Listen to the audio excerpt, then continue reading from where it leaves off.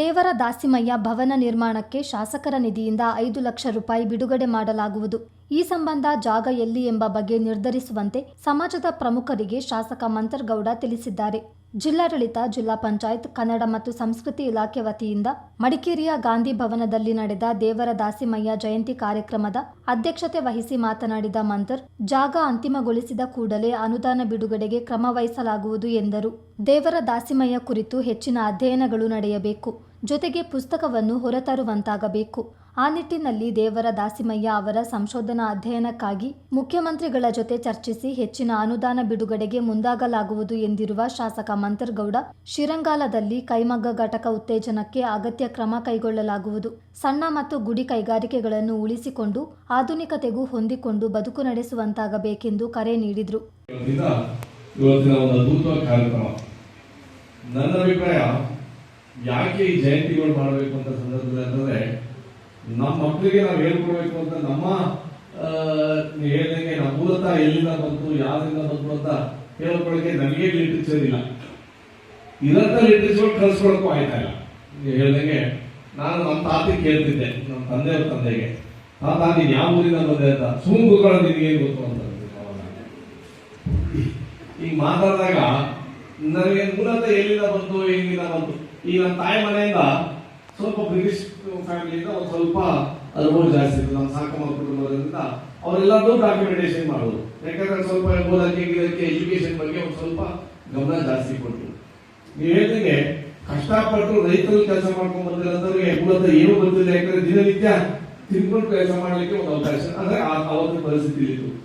Education ಬಂದಂತ ಸಂದರ್ಭದಲ್ಲಿ ತಿಳುವಳಿಕೆಯೂ ಜಾಸ್ತಿ ಆಗುತ್ತೆ ನನ್ನ ಅಭಿಪ್ರಾಯ. ಅದಕ್ಕೋಸ್ಕರ ನಮ್ಮ ಮಾತಾದನ್ನ ಕಡಿಮೆ, ಈ ಅರ್ಜಿನ ಜಾಸ್ತಿ ಮಾಡ್ತಾ ಇಲ್ಲ. ಮಾತ್ರ ಎಜುಕೇಶನ್ ಎಷ್ಟು ಇಂಪಾರ್ಟೆಂಟ್ ಅಂತಂದ್ರೆ ನಾವು ಅರ್ಥ ಮಾಡ್ಕೋಬೇಕು.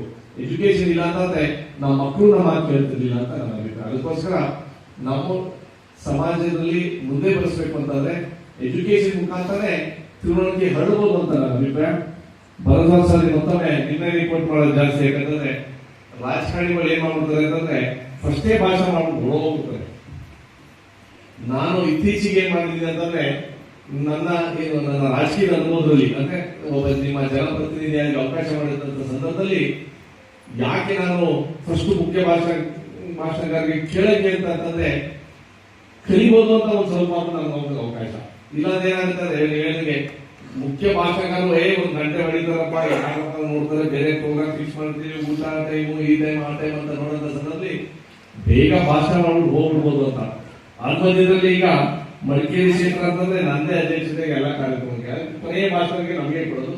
ಮಾತ್ರ ಖುಷಿಯಾಗಿ ಮುಖ್ಯ ಭಾಷಣಗಾರರು ಏನಾದ್ರೂ ಇರ್ಬೋದು, ನೀವು ಆಮೇಲೆ ಚರ್ಚೆ ಮಾಡೋದಾಗ ಇದ್ರೆ ಒಂದ್ ರೀತಿಲಿ ಸರಿ ತಪ್ಪೋ ಸತ್ಯನೋ ಸುಳ್ಳು ಆಮೇಲೆ ನಾನು ಚರ್ಚೆ ಮಾಡಿದ ಸಂದರ್ಭದಲ್ಲಿ. ಬಟ್ ನಾವಾಗ್ಲಿ ನಾವು ಕೇಳ್ಕೊಳ್ಬೇಕಂತ ಸಂದರ್ಭದಲ್ಲಿ ಓದಕ್ಕಂತೂ ನನ್ಗೆ ಪುರುಷತ್ತಿಲ್ಲ. ಈಗ ನಾವೆಲ್ಲ ಬೇಕಾದ್ರೆ ಕಾಲೇಜ್ ಟೈಮಲ್ಲಿ ಓದ್ತಿದ್ದೋ, ಈಗ ಈ ಪುಸ್ತಕ ಕೊಡ್ತಾರೆ, ಒಂದು ಶೆಲ್ಫ್ ಮೇಲೆ ಒಂದು ಬುಕ್ ಶೆಲ್ಫ್ ಮೇಲೆ ಹೋಗಿ ಇಟ್ಟಿರ್ತೀವಿ. ಅಷ್ಟ್ಬಿಟ್ರೆ ನಾವು ನಿಜವಾಗ್ಲೂ ಟೈಮ್ ಸಿಕ್ಕೋದು ಇಲ್ಲ. ಮಾತ್ರ ಒಂದಂತೂ ದೇವರ ದಾಸಿಮಯ್ಯ ಬಗ್ಗೆ, ಆಮೇಲೆ ಜನಾಂಗದ ಬಗ್ಗೆ ನಾನು ಪಾಂಡುರಂಗ ಸರ್ ಹೇಳಿದಂಗೆ ನಮ್ಮ ಜವಾಬ್ದಾರಿ ಏನು ಅಂತಂದ್ರೆ ಎಲ್ಲರೂ ಅಭಿವೃದ್ಧಿ ಮಾಡಲಿಕ್ಕೆ ಒಂದು ಜವಾಬ್ದಾರಿ. ಮಾತ್ರ ಜನಸಂಖ್ಯೆ ಕಡಿಮೆ ಇರುವಂತಹ ಜನಾಂಗಕ್ಕೆ ಹೆಚ್ಚಿನ ಸಂಖ್ಯೆಯಲ್ಲಿ ರಕ್ಷಣೆ ಕೊಡೋದಂತೂ ನಮ್ಮ ಜವಾಬ್ದಾರಿ.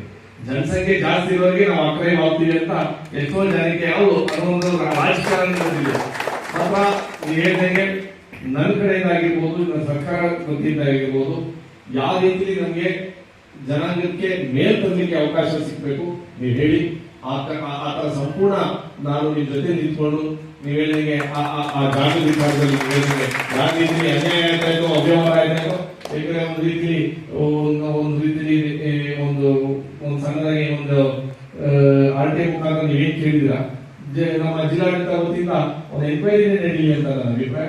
ಯಾಕೆಂತಂದ್ರೆ ಆ ಕೆಲಸ ಮಾಡಿದ್ಕೆ ಒಂದು ರೀತಿಲಿ ಸುಖ ಸಿಗ್ಲೇಬೇಕು. ನೀವೆಲ್ಲ ಕೆಲಸ ಮಾಡಕ್ಕೆ ಯಾರು ಹೋಗ್ತಾರೆ, ನೀವೇನಿಗೆ ಎಲ್ಲ ರೆಡಿಮೇಡ್ ಬಟ್ಟೆ ಆಗಬೇಕು ಅಂತ ಸಂದರ್ಭದಲ್ಲಿ ಇದ್ದಂತ ಸಂದರ್ಭದಲ್ಲಿ ಪಾಪ ಕೆಲಸ ಮಾಡಬೇಕಾಗಿರೋದು. ಅದಕ್ಕೋಸ್ಕರ ಅದು ನನ್ನ ಕಡೆಯಿಂದ ಇಲ್ಲಾಂದ್ರೆ ಸರ್ಕಾರದ ವತಿಯಿಂದ ನಿಮ್ಗೆ ಏನ್ ಸಹಾಯ ಬೇಕು ನೀವು ಹೇಳಿದಂಗೆ ಸಂಬಂಧಪಟ್ಟ ಅಧಿಕಾರಿ ಇರ್ಬೋದು, ಇಲ್ಲಾಂದ್ರೆ ನಮ್ಮ ಒಕ್ಕೂಟದ ಮುಖಾಂತರ ನಾನೇ ಸನ್ಮಾನ್ಯ ಮುಖ್ಯಮಂತ್ರಿ ಹತ್ರನೂ ಇರ್ಬೋದು, ಇಲ್ಲಾಂದ್ರೆ ಸಂಬಂಧಪಟ್ಟ ಸಚಿವರ ಹತ್ರನೂ ಹೋಗಿ ಅದು ಸಮಸ್ಯೆ ಬಗೆಹರಿಸಲಿಕ್ಕೆ ನಾವು ಸಂಪೂರ್ಣ ಜವಾಬ್ದಾರಿ ನಾವೆಲ್ಲರೂ ಸೇರ್ಕೊಂಡು ಮಾಡಬೇಕು ಅಂತ ನಾನು ಹೇಳ್ತಾ, ಮತ್ತೊಮ್ಮೆ ನಮ್ಮ ಇಲಾಖೆ ಬಗ್ಗೆ ಹೇಳಕ್ಕೆ ಇಷ್ಟಪಡ್ತೀನಿ. ಏನು ಅಂತಂದ್ರೆ ಕಾರ್ಯಕ್ರಮದಲ್ಲಿ ಕನ್ನಡ ಮತ್ತು ಸಂಸ್ಕೃತಿ ಇಲಾಖೆಯ ಸಹಾಯಕ ನಿರ್ದೇಶಕ ಕುಮಾರ್, ಜಿಲ್ಲಾ ನೇಕಾರರ ಒಕ್ಕೂಟದ ಅಧ್ಯಕ್ಷ ಟಿಕೆ ಪಾಂಡುರಂಗ, ಕಾರ್ಯದರ್ಶಿ ನಾಗರಾಜ್ ಶೆಟ್ಟಿ, ಸಾಹಿತಿ ಕಣಿವೆ ಭಾರದ್ವಾಜ್ ಆನಂದ ತೀರ್ಥ, ಜಿಲ್ಲಾ ದೇವಾಂಗ ಸಂಘದ ಅಧ್ಯಕ್ಷ ಟಿವಿ ಜಗದೀಶ್, ಶ್ರೀ ರಾಮಲಿಂಗೇಶ್ವರ ಚೌಡೇಶ್ವರಿ ದೇವಾಲಯ ಸಮಿತಿ ಅಧ್ಯಕ್ಷ ಗಜೇಂದ್ರ, ಕುಶಲನಗರದ ಕುರುಹಿನ ಶೆಟ್ಟಿ ಸಂಘದ ಅಧ್ಯಕ್ಷ ವೇಣು ಸೇರಿದಂತೆ